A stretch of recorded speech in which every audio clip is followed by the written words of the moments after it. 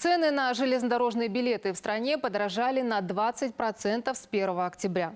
По информации Министерства транспорта, решение принято в связи с необходимостью обновлять вагонный парк и повышать заработные платы сотрудникам.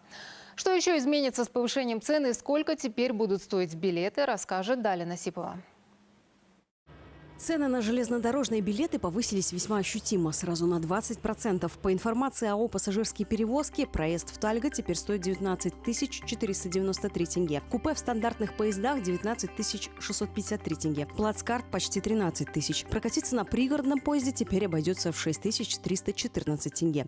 О том, насколько доступны такие цены для простых граждан, высказались жители и гости города. Сервис не соответствует Камбаттаганга. Было бы неплохо, потому что вагоны уже устаревшие, состояние матрасов, постельное белье еще более-менее, но состояние матрасов, подушек, да, там оставляют желать лучшего.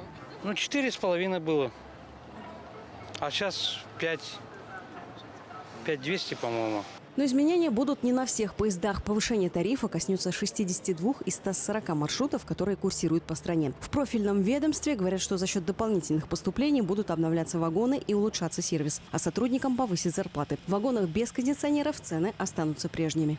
По согласованию Министерства транспорта Республики Казахстан стоимость проезда на железнодорожным пассажирским перевозкам повышается на 20%. Национальный перевозчик уведомляет, что в вагонах, где отсутствует система кондиционирования воздуха, будет предоставлена скидка до 20%. Новые тарифы вступят в силу с 1 октября 2024 года с даты отправления поезда за 45 дней. Парк пассажирских вагонов изношен на 44%. В Министерстве транспорта уверяют, что за последние 10 лет стоимость билетов на социально значимых направлениях не менялась. А казахстанцы теперь будут ездить в комфортных условиях. Даля Насипова, Данияр Умар, Дастан Темирбекула, телеканал Алматы, Астана.